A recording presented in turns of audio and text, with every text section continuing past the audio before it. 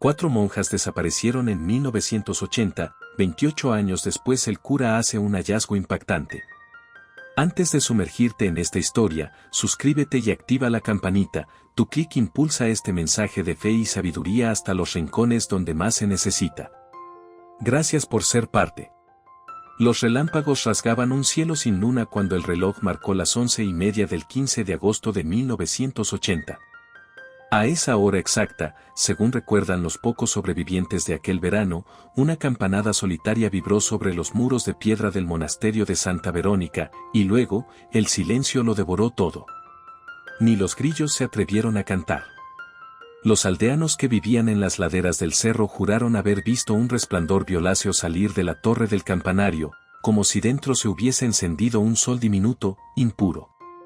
Lo que no sabían entonces era que aquellas luces serían el preludio de la desaparición más inquietante que la Sierra Mexicana recordaría jamás, la de 4 monjas cuya existencia, hasta ese instante, parecía tan discreta como el murmullo de sus oraciones. Santa Verónica era un convento remoto, levantado en el siglo XVIII por misioneros franciscanos y resguardado por un bosque de pinos que sus visitantes describían como demasiado quieto, como si respirara despacio para no pecar de irreverente. En su interior vivían 11 religiosas dedicadas a la clausura perpetua, entre ellas la Madre Superiora, Sor Magdalena, y las novicias Clara, Teresa y Rosalía, las 3 últimas recién iniciadas en los votos definitivos. La 4ª monja en cuestión, Sor Inés, era la primera enfermera del monasterio y la encargada de los huertos medicinales. Todas habían llegado allí con la promesa de servir a Dios lejos del mundo, refugiadas en un lugar donde los calendarios parecían olvidarse de avanzar. Pero aquella tarde de agosto, algo alteró la calma milenaria del cerro. El padre custodio, Fray Ezequiel, había partido a la ciudad cercana para comprar hostias y velas, dejando a las hermanas bajo la supervisión del sacristán, don Raimundo, un anciano de rostro surcado por años de rosarios y silencio. A las 7, cuando se reunían en el refectorio para la cena frugal, un estruendo metálico retumbó desde el ala norte. El crucifijo de hierro que pendía sobre el pasillo se desgajó de la pared y quedó oscilando en el aire, colgado apenas por uno de los clavos oxidados. Nadie se explicó por qué, las paredes de piedra jamás habían cedido. Temblando, Sor Clara corrió a sostenerlo, pero la Madre Superiora le ordenó regresar a su asiento y rezar un Ave María. El enemigo se desespera cuando respondemos con la fe, dijo con una serenidad que, días después, varios describirían como un presentimiento funesto. El viento, que pocas veces se colaba por las rendijas de los vitrales, comenzó a ulular con un tono irreal, casi infantil. Las velas se apagaron a la vez, como si una bocanada de oscuridad las hubiese lamido desde dentro. Cuentan que el pasillo central, decorado con viejos esbotos enmarcados, se anegó de sombras danzantes y que el aire olía a mirra quemada, a humo de incienso concentrado. Fue entonces cuando Sor Magdalena decidió enviar a las 4 hermanas más jóvenes a la capilla a rezar el oficio de completas, un último acto de confianza antes de clausurar las puertas y esperar la vuelta del padre Ezequiel. Nadie imaginó que aquella pequeña procesión nocturna sería vista por última vez subiendo las escalinatas de mármol blanco. A las 9:15, el sacristán golpeó la puerta de la capilla para preguntar si necesitaban más velas. No hubo respuesta. Golpeó de nuevo, silencio. Empujó la hoja de cedro y encontró el recinto inundado de un resplandor anaranjado, como luz de hoguera conteniendo brasas. Pero las velas seguían apagadas. Lo que alumbraba el altar provenía, al parecer, del propio retablo barroco, cuyos dorados reflejaban una luminosidad sin foco. Y allí, en lugar de las 4 novicias, solo vio 4 siluetas de hábito blanco, dibujadas por un polvo fino suspendido en el aire, como si su piel se hubiera vuelto ceniza al contacto con algo que el viejo jamás quiso nombrar. El sacristán se santiguó, pegó un grito y corrió hacia el claustro principal. Cuando la Madre Superiora llegó con las demás religiosas, la luz se había extinguido, la capilla estaba vacía, impregnada de un olor a ozono y rosas marchitas. Ni túnicas, ni sandalias, ni rosarios. Nada. Al amanecer, un muro de niebla recubría el monasterio. Las campanas permanecían mudas, sus cuerdas cortadas a cuchillo, y en el cielo revoloteaban cuervos que no pertenecían a esa región. Los alguaciles subieron desde el pueblo, pero no hallaron pistas. En la sacristía yacía el crucifijo desprendido, rodeado de pétalos de rosa negra. En los pasillos, las estatuas de santos aparecían viradas hacia la pared, como si hubiesen querido apartar sus ojos de un pecado indescriptible.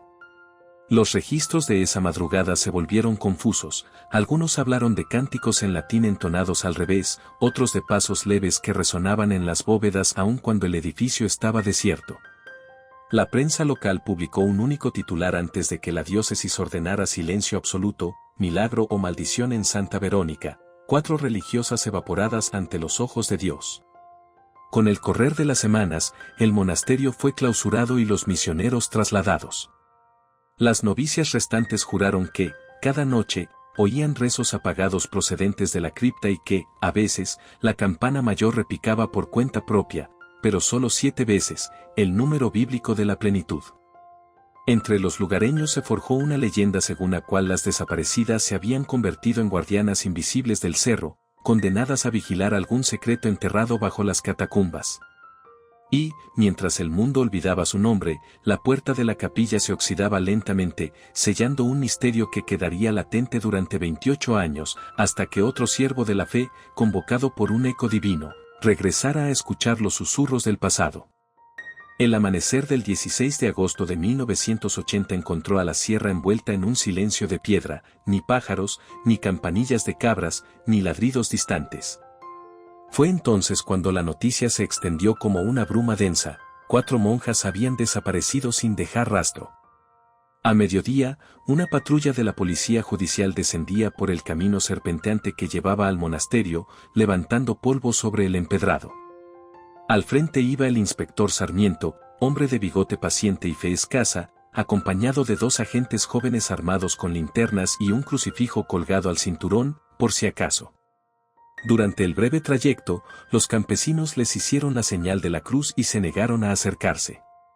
Años después, Sarmiento confesaría que comprendió, en esos gestos temblorosos, que el caso no se resolvería buscando huellas dactilares.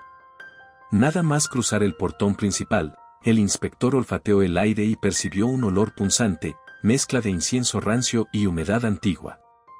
En el claustro, los pasos resonaron con un eco metálico, como si el suelo hubiera engullido cada sonido y lo regurgitara devuelto, deformado. La Madre Superiora, Sor Magdalena, los recibió con un rosario firmemente apretado entre los nudillos y una serenidad que rayaba en el estupor. Detrás de ella, las hermanas restantes musitaban letanías en voz baja, evitando alzar los ojos. Sarmiento solicitó acceso inmediato a la capilla donde se dio la desaparición, pero el sacristán, don Raimundo, carraspeó y explicó que el padre Ezequiel había sellado la puerta para preservar la sacralidad de la escena. El inspector levantó una ceja: preservar pruebas, querrá decir. Sin embargo, al martillar el cerrojo oxidado y empujar la hoja, hallaron el recinto inmaculadamente limpio. Alguien había retirado los pétalos negros, el crucifijo caído y cualquier rastro del extraño resplandor. Solo quedaba un leve círculo hollín en la esquina oriental del altar, como la firma borrosa de un incendio diminuto. Durante 3 días, los agentes inspeccionaron cada pasillo, descolgaron tapices, levantaron baldosas. No hallaron manchas de sangre, ni ropa abandonada, ni huellas de forzamiento. Tampoco encontraron los registros de visitas, desaparecidos de la portería. Los interrogatorios a las hermanas fueron infructuosos, todas repetían la misma respuesta, palabra por palabra, como si la hubieran ensayado en coro. Las hermanas se retiraron a la oración y el Señor las guardó en su misterio.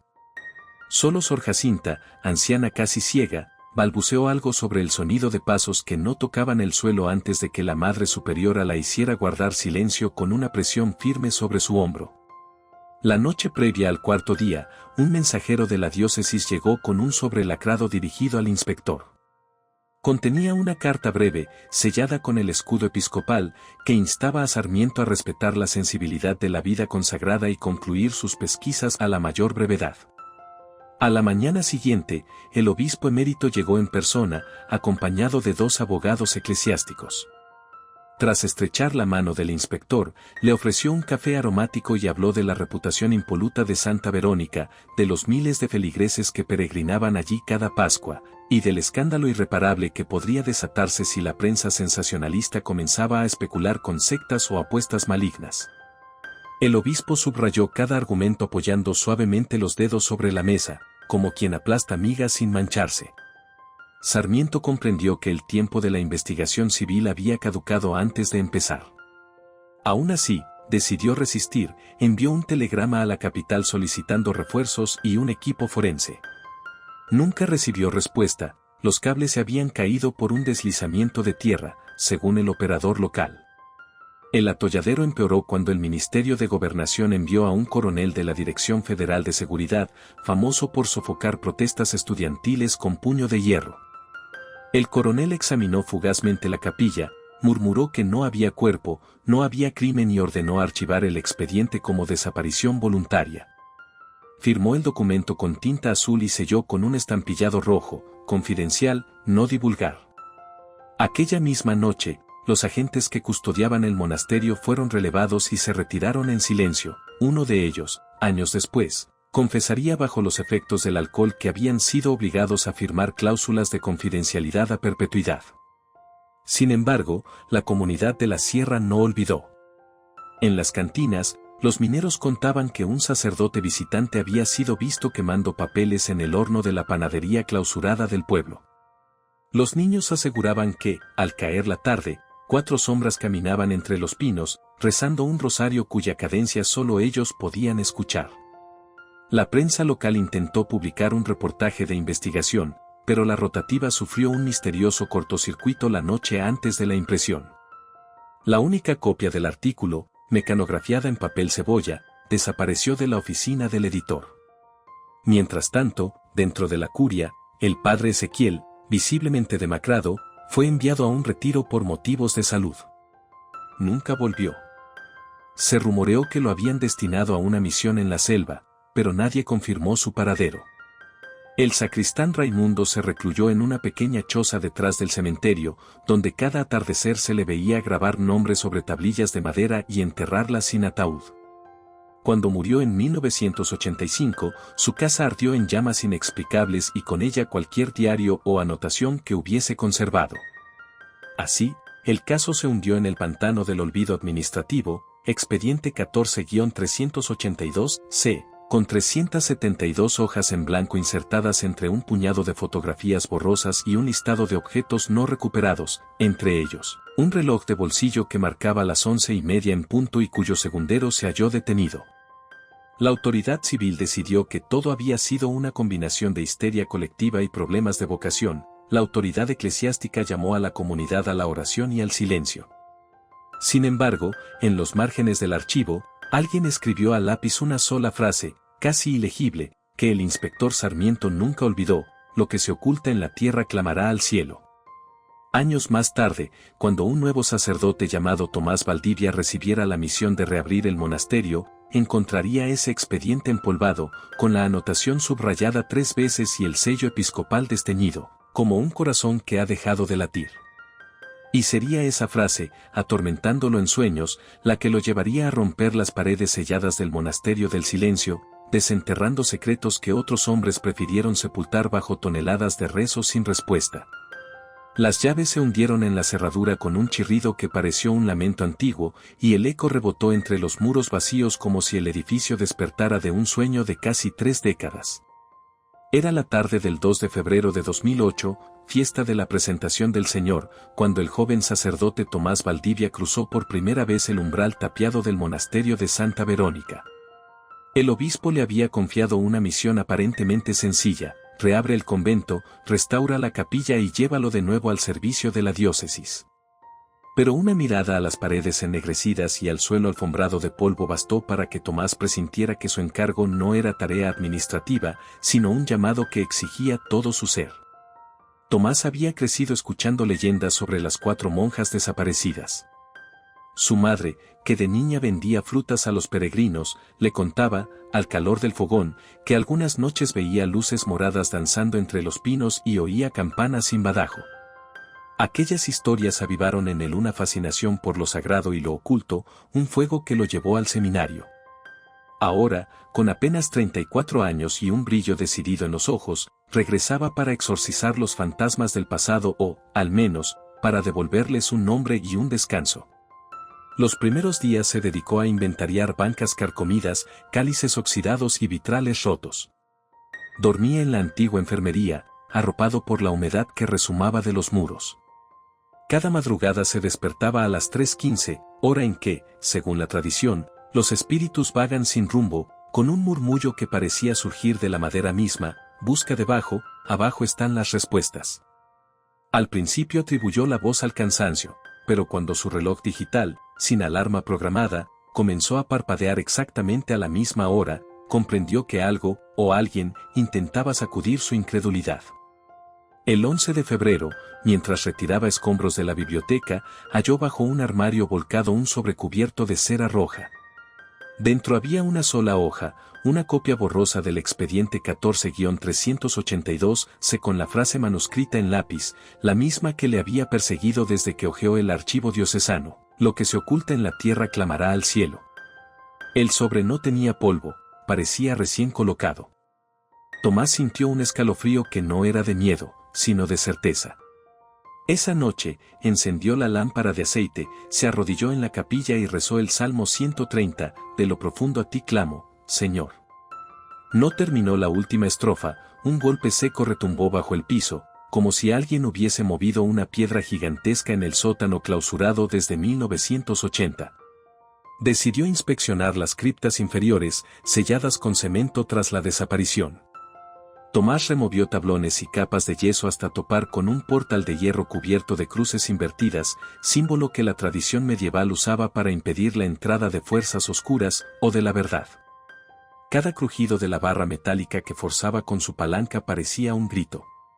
Cuando finalmente cedió, una bocanada de aire frío, espeso como aliento antiguo, barrió la linterna de sus manos. En la penumbra percibió un olor a cera quemada y a pétalos marchitos. Retrocedió, pero la puerta se cerró de golpe a sus espaldas, dejándolo atrapado con la negrura y el silencio. Fue ahí, encerrado en la cavidad subterránea, que escuchó la voz con claridad.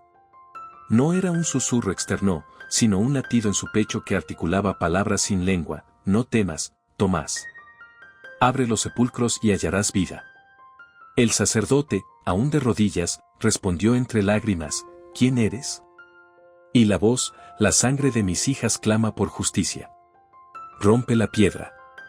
Las palabras resonaron como campanas de bronce. Al mismo tiempo, la linterna chispeó y se encendió sola, iluminando un muro recubierto de azulejos blancos. Uno de ellos exhibía una grieta en forma de estigma.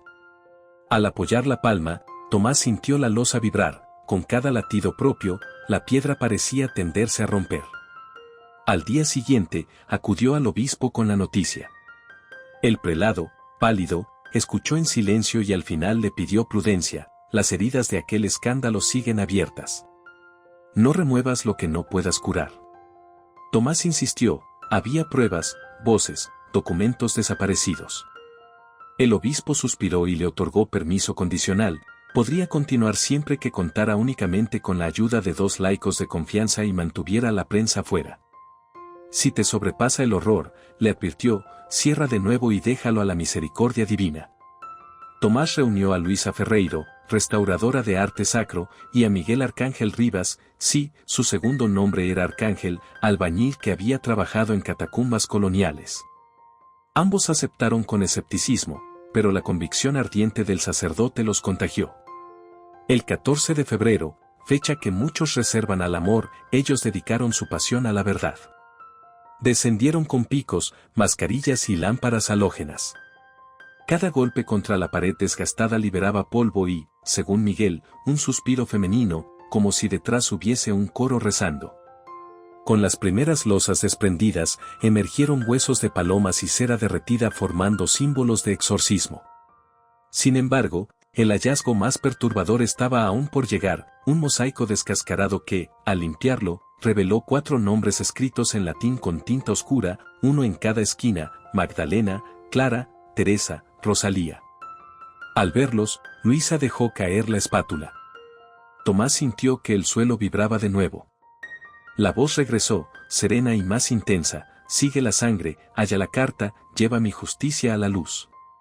Aquel mandato selló su destino, no se detendría hasta abrir cada centímetro de aquel subsuelo, aun si eso significaba enfrentar la resistencia de hombres poderosos o los susurros del infierno. En su diario, esa noche, escribió una sola frase: hoy empecé a cavar tumbas, quizá esté desenterrando resurrecciones. Sin saberlo, había encendido la mecha de una verdad soterrada. Cada golpe que diera en las jornadas siguientes rompería, no solo piedra, sino décadas de mentiras, pactos de silencio y un encubrimiento que había preferido enterrar la vergüenza antes que exponerla al juicio de Dios. Al alba del 16 de febrero, cuando el primer haz de luz filtrado por los vitrales rotos pintó de rojo la nave principal, Tomás respiró hondo y, blandiendo su martillo, susurró: en tu nombre, Señor. El estruendo inaugural reverberó por los corredores. En algún lugar del claustro, la campana, rota desde 1980, tintineó una sola vez, como si las almas ausentes celebraran que, al fin, alguien se atrevía a escuchar. La losa cedió con un gemido áspero, como si la propia piedra implorara no revelar lo que escondía. El polvo se arremolinó en el haz de las lámparas y, por un instante, formó siluetas que parecían avanzar hacia Tomás, Luisa y Miguel con los brazos extendidos. Ninguno se movió. Estaban demasiado hipnotizados por el agujero oscuro abierto a sus pies, profundo como un pozo sin fondo. Era la noche del 17 de febrero de 2008, y el monasterio de Santa Verónica había callado todas sus campanas menos una, la que retumbaba en el pecho de los tres intrusos, marcando un compás de miedo y fascinación. Descendieron despacio por una vieja escalera de caracol tallada en la roca viva, los peldaños húmedos, resbaladizos, cubiertos de un limo verdoso que despedía olor a tierra recién removida. A cada paso, Miguel murmuraba el Padre Nuestro. Luisa, a pesar de su formación agnóstica, sujetaba un rosario que Tomás le había prestado, y el cura, con la linterna temblándole en la mano, repetía en voz baja un versículo que no recordaba haber memorizado: la verdad germinará de la tierra, y la justicia mirará desde el cielo. Al tocar el nivel inferior, encontraron una galería abovedada, tan antigua que los ladrillos se deshacían al roce de los dedos.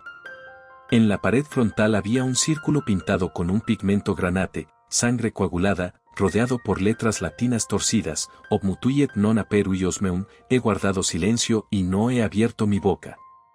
A la derecha, un pasillo angosto conducía a una cámara sellada por una puerta de madera ennegrecida, reforzada con clavos forjados a mano y una barra transversal aún más reciente, vestigio de un sellado apresurado.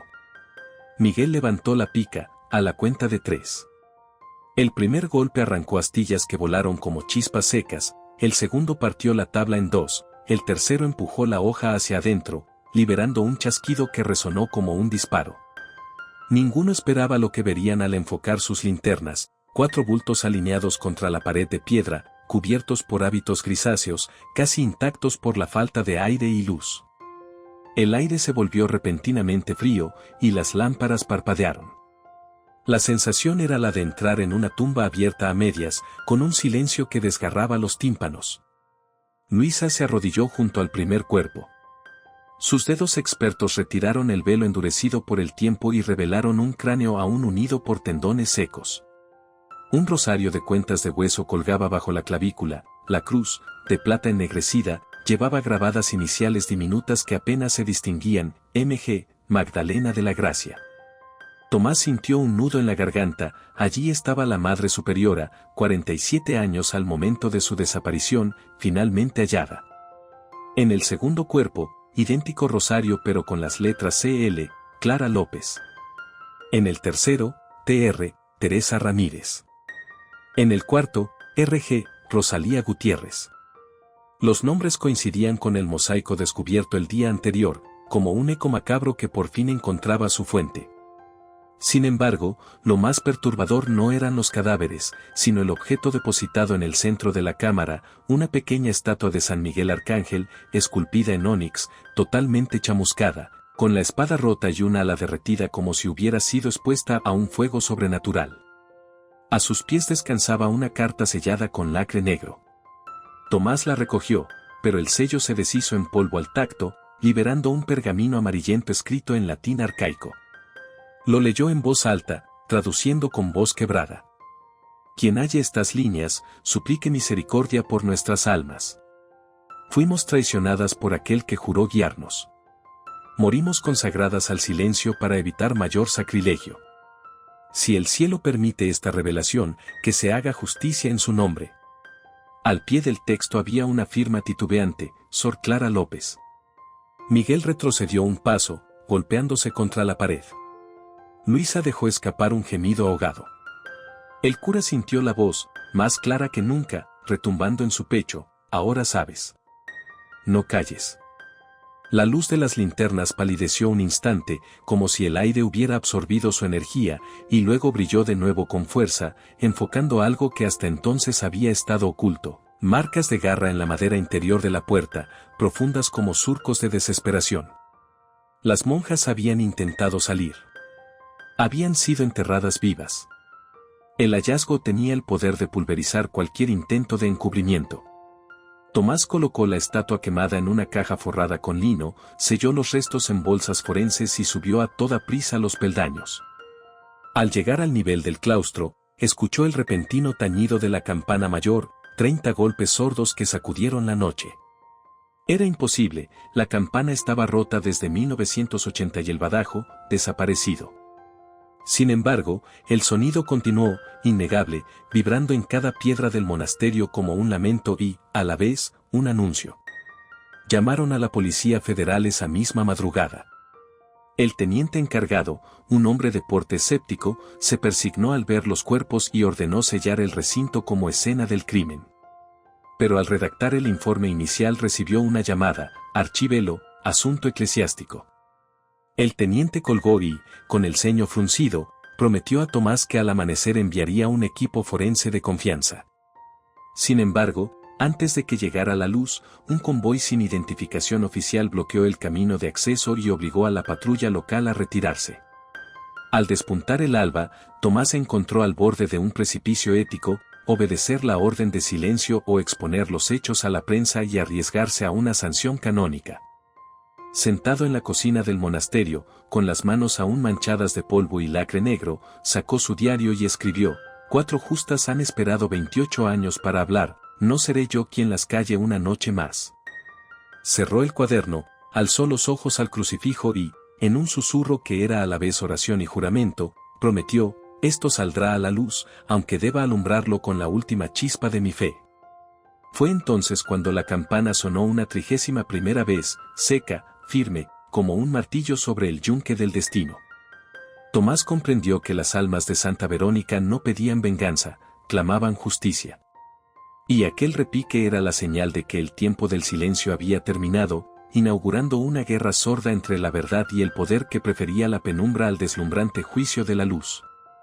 El cuaderno era tan delgado que cabía en la palma de la mano, protegido por una caja metálica oxidada que, aún así, se sentía sorprendentemente pesada. Luisa lo halló escondido dentro de un nicho secreto en la cripta, justo detrás de la estatua chamuscada de San Miguel. Cuando lo abrió, el olor a papel añejo mezclado con cera derretida los envolvió como un suspiro tibio de otro tiempo. Las páginas, cosidas a mano con hilo de lino, estaban ennegrecidas en los bordes, pero la caligrafía se mantenía milagrosamente legible. Tinta marrón, pulso firme, letra inclinada. En la portada, un único nombre, Clara de la Cruz, Diario de Votos Perpetuos, 1979 a 1980. Fueron necesarios guantes, pinzas y la respiración contenida para pasar la primera hoja. Tomás leyó en voz alta, con la linterna fija sobre el texto, mientras Luisa grababa en video como prueba y Miguel sostenía una lámpara halógena contra la humedad del túnel. Cada palabra se adentraba en los rincones más oscuros del monasterio, y era como si la voz de Sor Clara resucitara entre la piedra viva. 8 de septiembre de 1979. Hoy hice mis votos temporales. La Madre Magdalena dice que el silencio es un sacrificio que florece en milagros. He sentido una paz extraña, como si todo el peso del mundo descansara ahora en las manos de Dios. Pero algo se cuela en el viento nocturno, un rumor que no alcanzo a descifrar. Las hermanas mayores evitan hablar de ello. Rezamos. No pregunto. El tono de las primeras entradas era sereno, casi poético, rebosante de gratitud y devoción. Sin embargo, a medida que las páginas avanzaban hacia diciembre, la caligrafía cambiaba, los trazos se estrechaban, la tinta aparecía a veces empapada de gotas que Clara identificaba como lágrimas de impotencia y temor. Tomás leyó. 6 de diciembre de 1979. El padre custodio vino de noche al locutorio. Nos pidió firmar un documento de renuncia a cualquier herencia terrenal para abrazar mejor la pobreza de Cristo. La madre Magdalena dudó, pero finalmente accedió. No entiendo por qué debemos entregar nuestros bienes a una cuenta manejada por la diócesis. Algo se oculta tras esas cifras. Hoy la campana se detuvo 3 veces a mitad del repique. Nunca había pasado. Más adelante, la tinta era casi un garabato. 21 de febrero de 1980. Descubrimos que Sor Teresa sangra por la nariz cada madrugada. Ella asegura oír voces que le ordenan guardar el tesoro. No sabemos de qué tesoro habla. El padre Ezequiel dice que son pruebas de la fe. Pero anoche lo vi salir del archivo secreto con papeles manchados de cera negra. Cuando me vio, sonrió y dijo, la obediencia te salvará. Esa sonrisa no era de pastor, sino de carcelero. Página tras página, Clara registró reuniones furtivas, contratos que obligaban a las novicias a firmar bajo un voto de silencio sobre actividades de beneficencia cuya contabilidad nadie mostraba. La madre Magdalena, al parecer, comenzó a sospechar. Tomás hizo una pausa, tragó saliva y continuó. 30 de junio de 1980. La madre nos reunió en la sacristía. Ha decidido denunciar al padre Ezequiel ante el obispo. Dice que algunos donativos destinados a los pobres desaparecieron y que el sacristán Raimundo recibió órdenes de quemar los libros contables. Magdalena cree que las paredes oyen, escribe en trozos de papel y luego los quema en el incensario. Si caigo, nos dijo, prometan no callar. Yo prometí. 10 de agosto de 1980. Hay extraños símbolos pintados en el corredor norte, cruces invertidas con sangre de gallina. Sor Inés asegura haber visto hombres armados merodeando al anochecer. Teme que algo peor que el silencio se nos imponga. Hoy Teresa dijo haber soñado con 4 cruces vacías enterradas bajo la capilla. Despertó gritando que no podremos escapar. Llegaron entonces las últimas 3 páginas, escritas con prisa, la tinta corrida. 14 de agosto de 1980, 23:15. Están sellando la puerta principal. Oigo martillazos. Comprendimos demasiado tarde. Vienen a por nosotras. La madre Magdalena nos ordenó reunirnos en la capilla y rezar.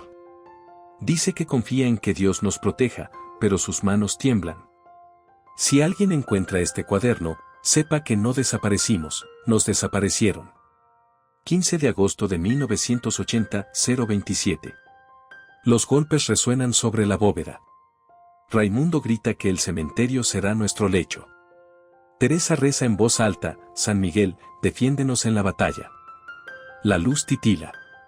Algo, o alguien, se acerca. Siento olor a humo y a rosas quemadas. No sé si volveré a escribir. 15 de agosto de 1980, 1:06. Nos encerraron en la cripta. Escucho la voz del padre Ezequiel, quien esconda el pecado, salvará las almas.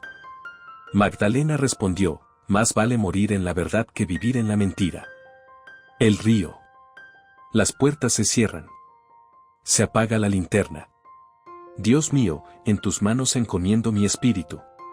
La última línea era un trazo que se interrumpía, como si la pluma hubiera sido arrancada de la mano de Clara en ese preciso instante. Tomás cerró el cuaderno con un suspiro que parecía arrancado de las entrañas.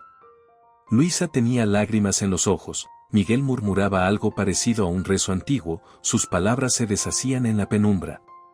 La magnitud de la revelación superaba cualquier teoría previa, las monjas no habían sido víctimas de un arrebato místico ni de una fuga voluntaria. Habían sido silenciadas para proteger un esquema corrupto de malversación de donaciones, ejecutado por personas de autoridad eclesiástica y posiblemente respaldado por figuras civiles. La estatua quemada de San Miguel y los símbolos de exorcismo cobraban sentido como ironía cruel, un intento de justificar la masacre bajo el pretexto de purificar un supuesto pecado colectivo, cuando el verdadero pecado era la avaricia y el poder. Tomás fotografió cada página, subiendo las imágenes cifradas a un servidor seguro fuera del país. Sabía que tocar poderes terrenales con pruebas tan contundentes significaba exponerse a represalias letales. Pero también sabía que el martirio de las hermanas exigía un acto de valentía proporcional. Cerró los ojos y, en el silencio espeso de la cripta, escuchó la voz, inconfundible, suave, indomable, que decía: «Has encontrado la sangre, ahora corre la piedra».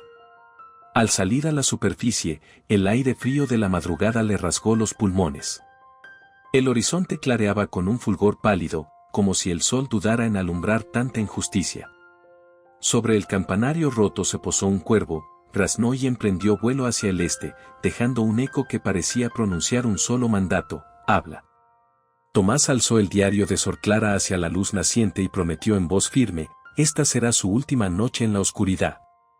Con esa declaración comenzó la batalla final por la verdad, una guerra de documentos filtrados, ruedas de prensa inesperadas y concilios perturbados. Una guerra que enfrentaría al humilde sacerdote con los dragones de la burocracia eclesiástica y las serpientes de la política regional. Pero en aquel instante quieto, antes de que el caos se desatara, Tomás sintió algo diferente en el aire del monasterio, un leve perfume de azucenas y mirra, y la certeza de que, por primera vez en 28 años, las almas de Magdalena, Clara, Teresa y Rosalía descansaban un poco más en paz. El estruendo de la campana rota reverberaba todavía cuando el padre Tomás pulsó enviar en su ordenador portátil. En segundos, los archivos encriptados con las fotografías de los cuerpos, el diario de Sor Clara y la carta sellada viajaron a 3 destinatarios distintos: un periodista de investigación en Ciudad de México, una abogada canónica de reputación intachable en Roma y el presidente de la Comisión Interamericana de Derechos Humanos. A las 6:03 del 19 de febrero de 2008, la verdad salió del monasterio de Santa Verónica como una chispa arrojada a la yesca de la historia. El incendio apenas comenzaba. A las 9:17, el teléfono del obispo repicó con urgencia. Del otro lado de la línea, un cardenal de la Secretaría de Estado del Vaticano pronunció la palabra que todos temían: escándalo. El prelado dio instrucciones urgentes: confiscar todos los documentos y aislar al sacerdote por su propio bien espiritual. Mas cuando la comitiva episcopal llegó al monasterio, encontró la puerta principal atrancada desde dentro y a Miguel Arcángel Rivas, sin sotana ni miedo, bloqueando el acceso con una cruz de hierro arrancada del atrio. «No se llevarán nada», gritó. «Este lugar es ahora una escena de crimen internacional».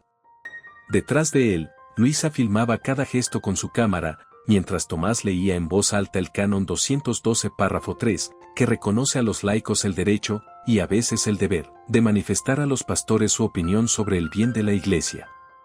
Aquella mañana, la ley canónica se volvió un escudo y un ariete al mismo tiempo.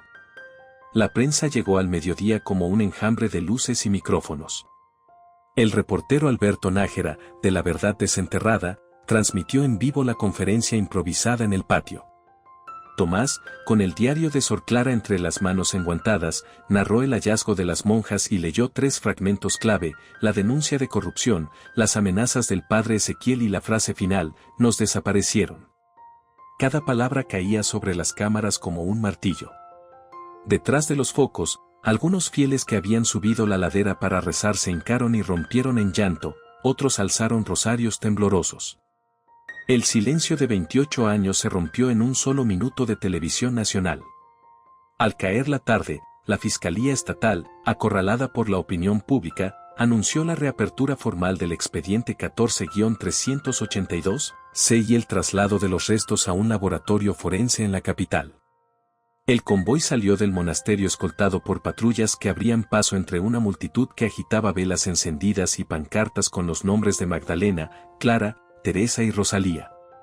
En el retrovisor del vehículo que llevaba los cuerpos, Tomás vio cómo los rayos del atardecer pintaban de carmesí las piedras del claustro, como si la sangre retenida durante décadas hubiera encontrado por fin un cauce hacia la luz. Pero la noche trajo la contraofensiva. A las 23:41, un apagón sumió al pueblo en tinieblas.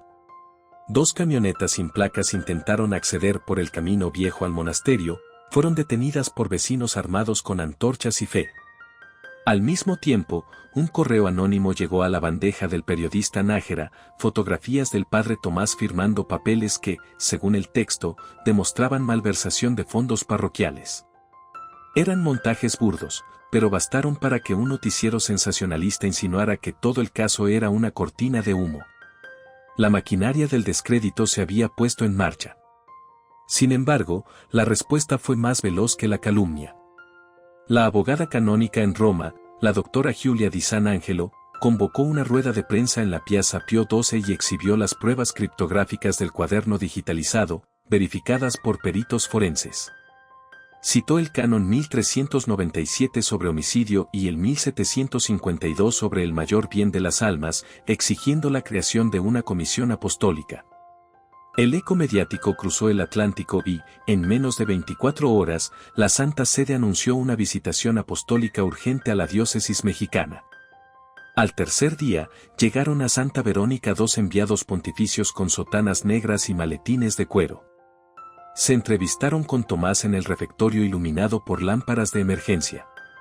El sacerdote, exhausto y con ojeras moradas, puso sobre la mesa el diario original, la carta sellada y un rosario ennegrecido hallado junto a los cuerpos. Si callan esto, dijo, habrá más mártires que los de la cripta. Los visitadores escucharon sin interrumpir, uno de ellos dejó caer una frase apenas audible, la sangre inocente clama más fuerte que las órdenes humanas. Al salir, ordenaron que nadie tocara los cimientos sin su permiso.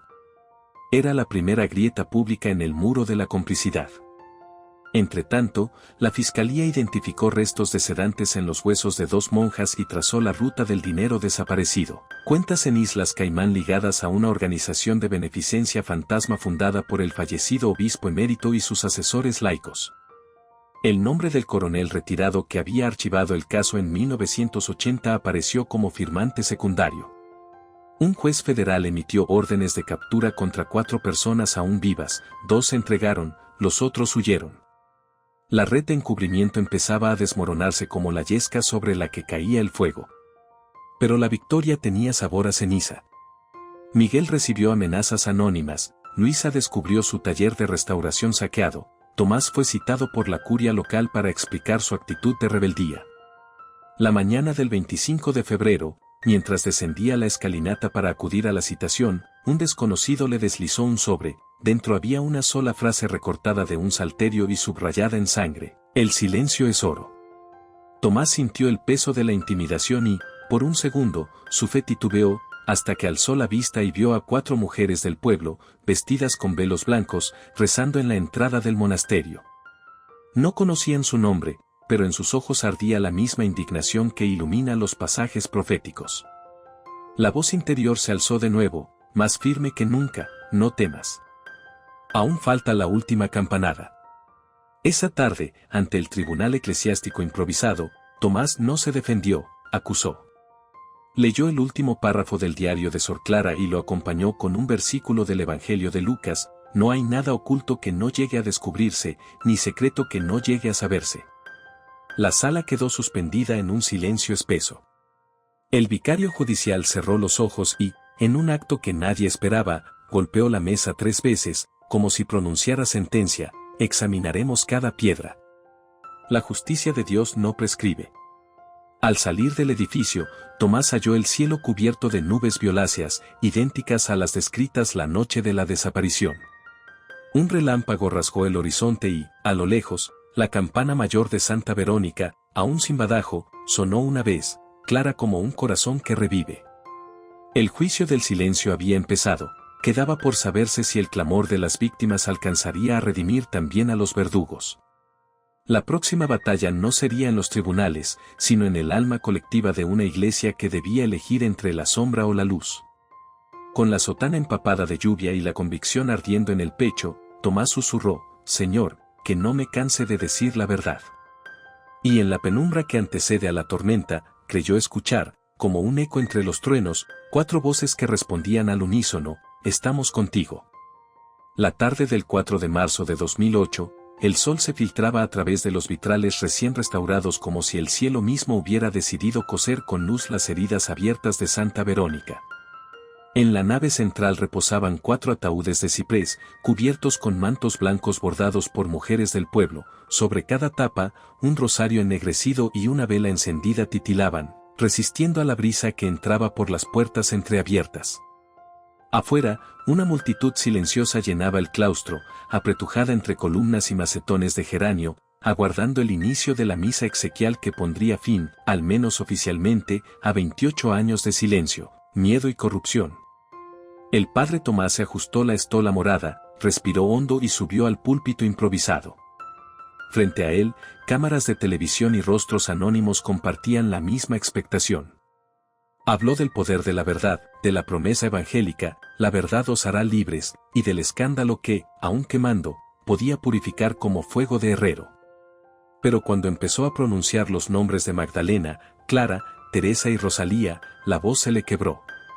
En aquel instante, comprendió que la justicia no basta si no está acompañada de misericordia. Alzó la mirada hacia el crucifijo y murmuró, Señor, concédeles el descanso y concédenos el perdón.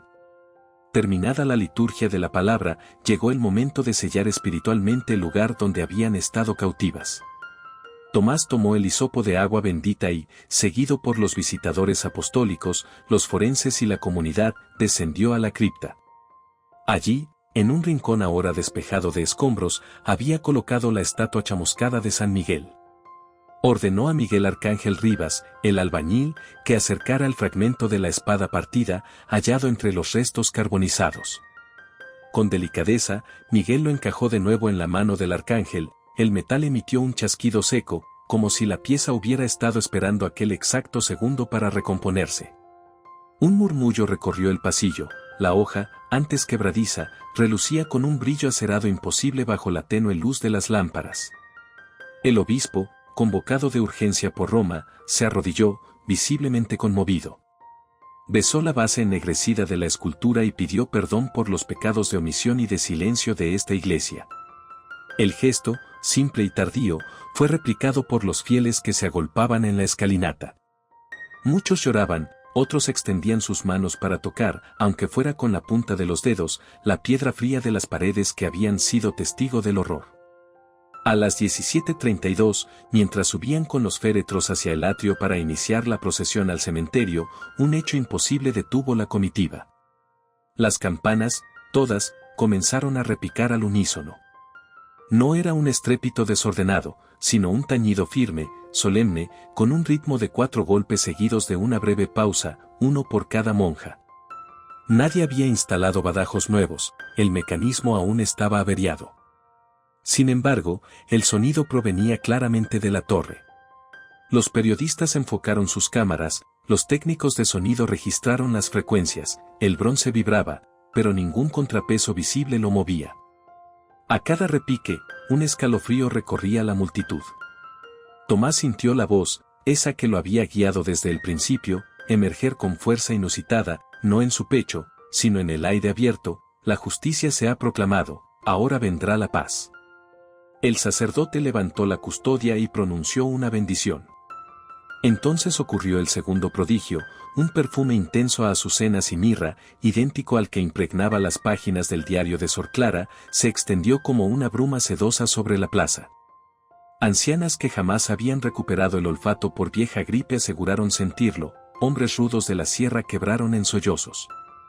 La procesión reanudó su marcha entre cánticos. Al llegar al panteón, justo cuando el sol tocaba la línea del horizonte, 4 rayos de luz violeta descendieron brevemente del cielo y se posaron sobre cada ataúd. Las lentes de varias cámaras profesionales lo captaron, ningún experto posterior logró explicar la refracción, pues no había espejos ni cristales cercanos. En ese momento, Tomás alzó la vista y los vio, 4 figuras femeninas, etéreas, vestidas con hábitos inmaculados, paradas sobre la tapia del cementerio. No tenían alas, pero la luz las envolvía con tal suavidad que parecían flotantes. Sonreían. Una de ellas, Clara, lo supo sin duda, juntó las manos en señal de gratitud. Las otras 3 inclinaron la cabeza y, con un destello que no dañaba los ojos, se disolvieron como brisa iluminada. Varias personas juraron haber presenciado lo mismo, otras dijeron sentir un calor suave en el rostro, como si alguien les acariciara. Después de selladas las tumbas, el cielo oscureció con normalidad y el perfume se disipó. Pero algo había cambiado, la losa de silencio, al fin, se había fracturado para siempre. El Vaticano anunció la creación de un fondo reparador para víctimas de abuso eclesiástico y la renuncia de 2 prelados implicados en el encubrimiento. El coronel retirado fue detenido, los archivos secretos, desclasificados. Una orden pontificia declaró el 15 de agosto día de oración por las voces silenciadas. Concluidas las exequias, Tomás regresó solo a la capilla. Encendió 4 cirios y abrió el misal por el Magnificat. Mientras recitaba el cántico, la campana mayor dio un último golpe, suave, casi un suspiro. El sacerdote comprendió que las hermanas descansaban al fin. Se arrodilló, lágrimas de alivio surcando su rostro, y pronunció la promesa final, que este lugar nunca vuelva a callar la verdad. En la penumbra, la estatua restaurada de San Miguel parecía sonreír con gravedad recién estrenada, custodiando el monasterio con la espada íntegra, como un sello de justicia conquistada a precio de sangre y fe. Fuera, la gente encendía velas y entonaba un himno de perdón, porque habían entendido que solo el perdón, no la venganza, podía transformar la herida en herencia de esperanza. Y sobre el valle, entre los pinos, un viento nuevo susurraba a los corazones, la luz brilla en las tinieblas, y las tinieblas no han podido extinguirla. Si esta historia tocó tu corazón, déjanos tu comentario y comparte este video para que más personas descubran el poder de la fe y el amor verdadero. Gracias por estar con nosotros y nos vemos en la próxima historia.